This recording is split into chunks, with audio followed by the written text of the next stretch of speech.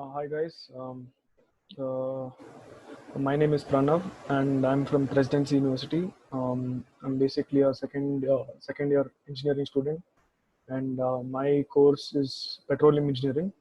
So I just on the Skyfi Labs website, I signed up for the machine learning using Python project, machine learning using Python, and I completed the course like 97%. The last part is the submission of the whatever I've done till now, and how I explain it. That will be the last 3% of the video.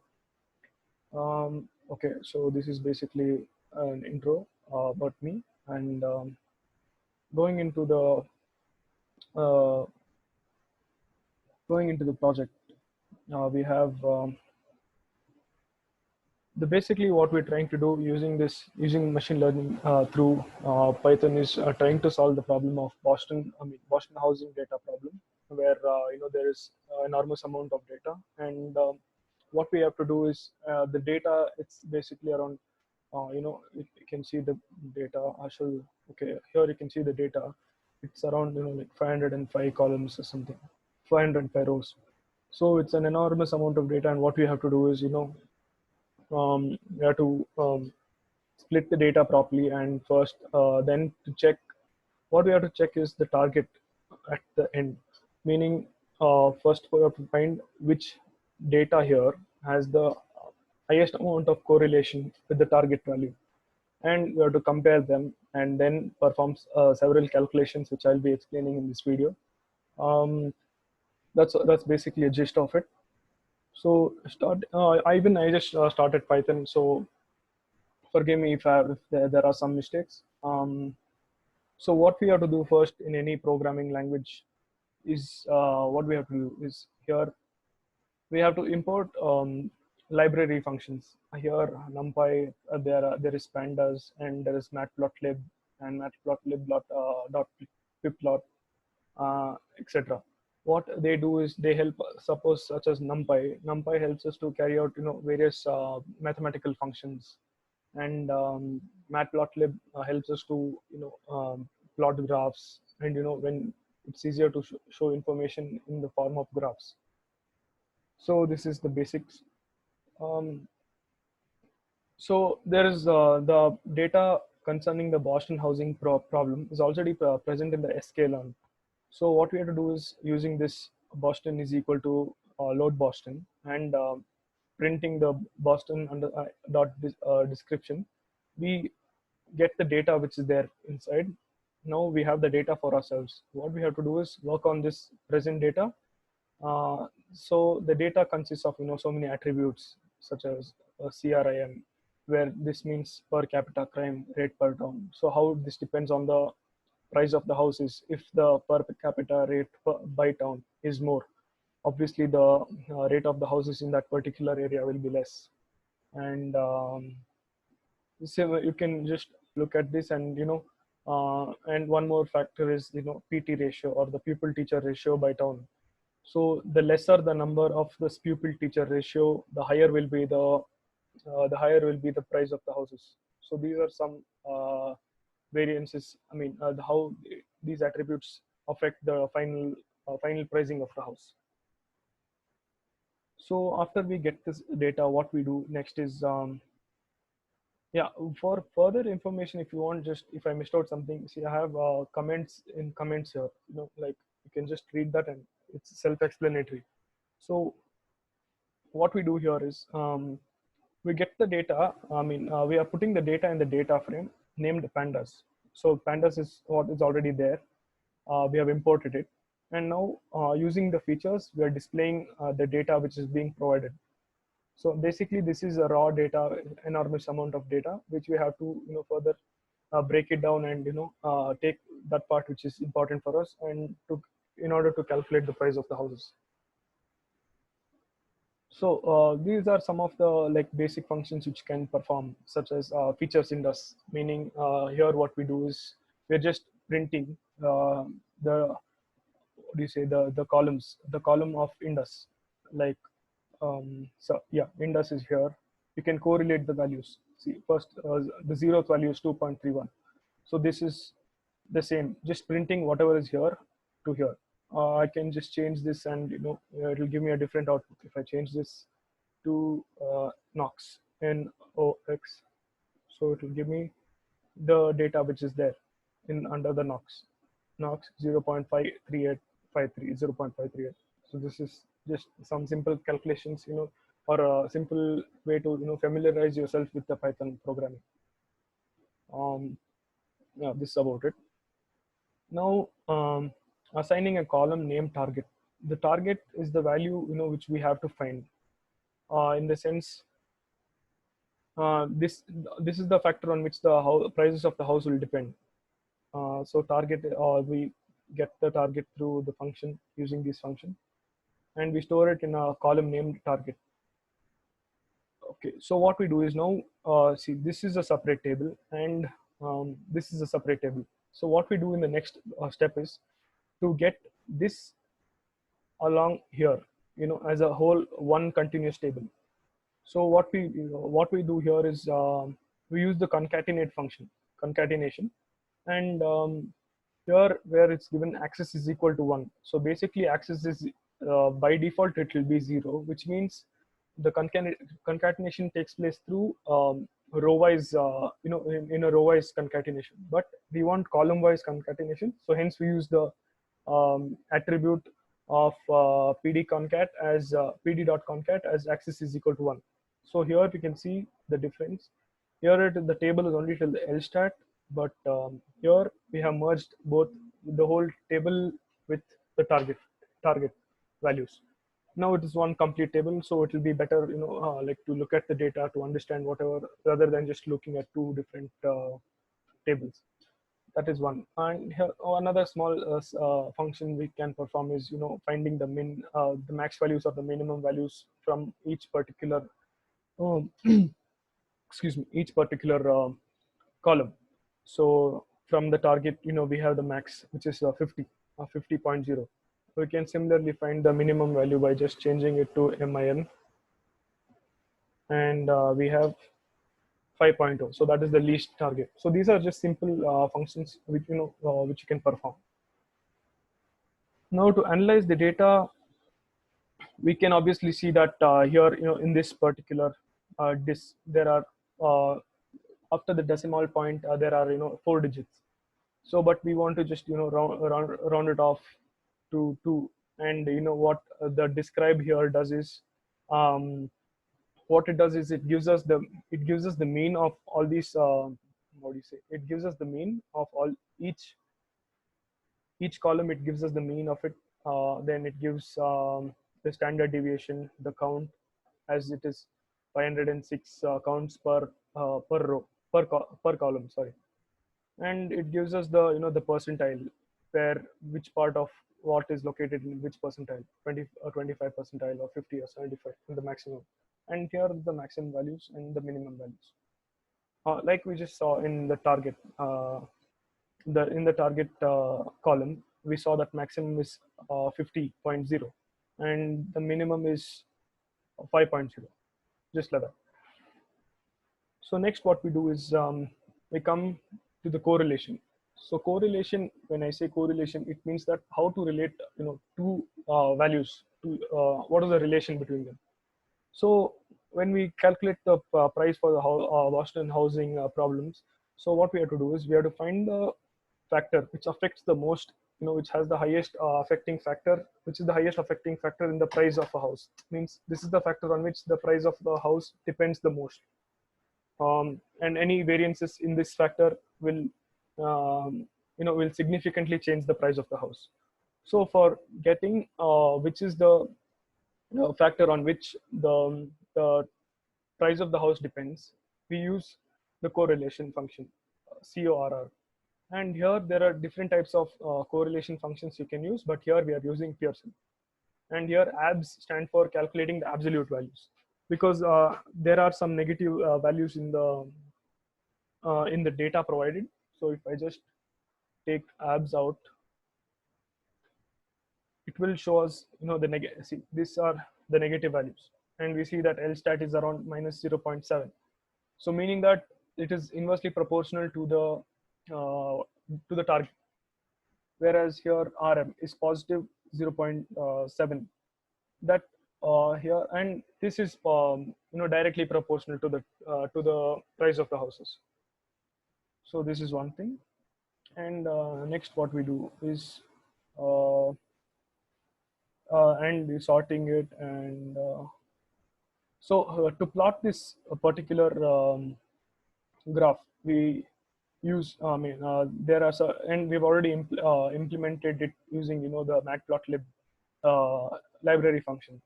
So next we just have to give what is on the x axis and what is on the y axis, and it will and plt.show will give us the graph. So next the thing is how to normalize the data. Sorry for the spelling mistake. Yeah.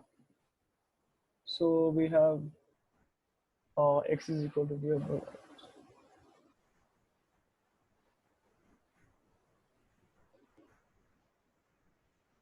So what I want to say is, now we are using the min and max scalar, and to in order to reshape the attributes. This is done here, and what we do is, see, there is enormous amount of data present, right? So what we do is, from the data we have to find the target value. So in the 100% of the data provided, we use 80% of the data to train the model, to get it understand how the process works, and the rest 20% of it use it to test. So here the 20% is given by test underscore size is equal to 0.2. So next what we have to do is defining a few functions. We have to define a few functions. Was the first one named as error, which has m, x, c, and t as its variables. And here what we do is we calculate the error and we return the error. The error here is calculated by using some mathematical functions. The same applies to update. This is used to update and compute the values of m and c, which is very important, taking this problem into consideration. So that is that part. The next part, we have the gradient descent. The gradient descent basically refers to the slope of the graph. How the graph varies over a period of time. So to calculate the slope, we have defined another function called the gradient descent, and which returns us a different four different values. Okay, next we come to the this part where we initialize what the values, the values to the variables. You can see the initialization here, init underscore m is 0.9, and these are just values provided by the Skyfi Lab, which we have to follow and get the desired output. And here you might see what is this percentage time. What this percentage time does is, it is a magical function which gives us the time taken by the compiler to compile this particular, to compile or run this particular code in this box. So that is what this does. Yeah. So the next thing is the plotting the graph.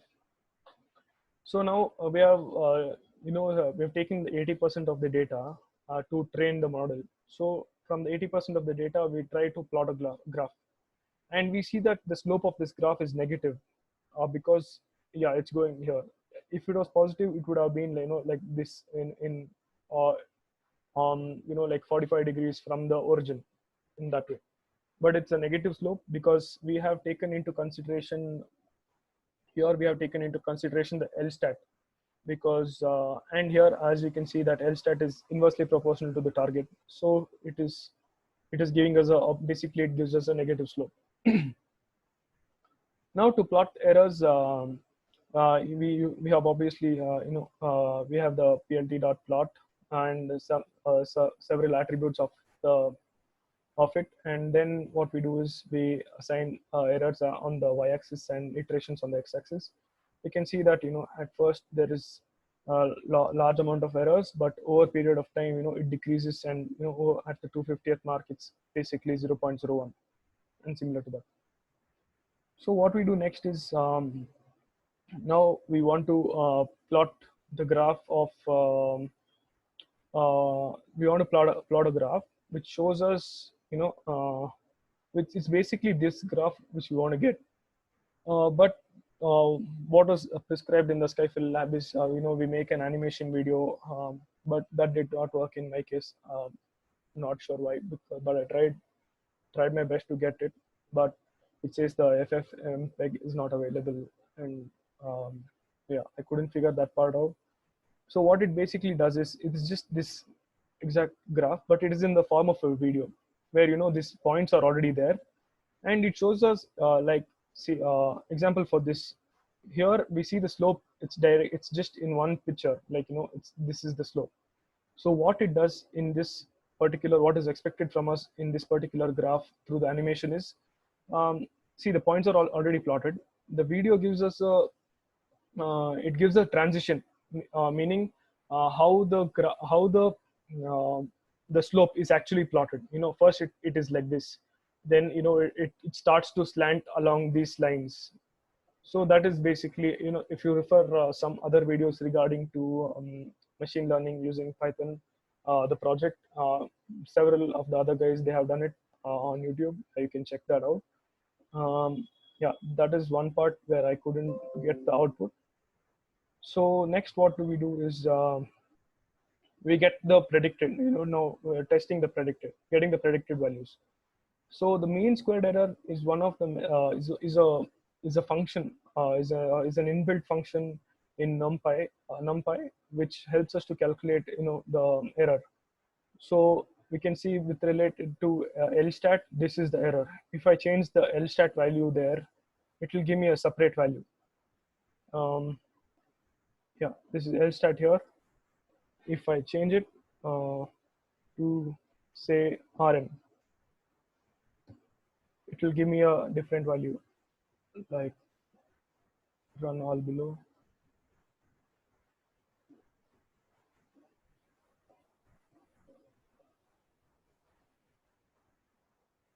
Yeah, you can just see here, it was a different value before. It was 0.1 something, and here you can see, how the dots or the plots have changed. It now, this is a positive slope, which I can see, and you see the errors also. It is less compared to the LStat, and here we have the actual positive slope. This is the positive slope I was talking to you guys about. Yeah. Um, so it's basically that. And then what we do is, just a second. Yeah. So what we do is, we just try to get the data here, and then,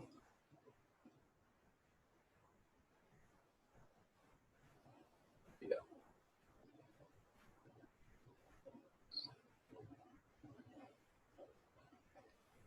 So what we do here is,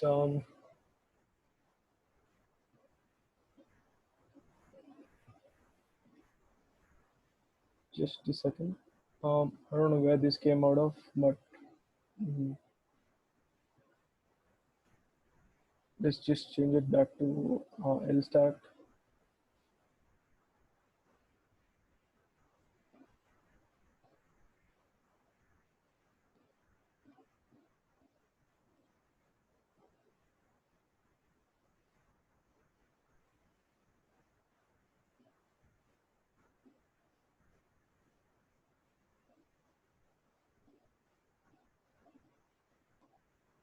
Yeah.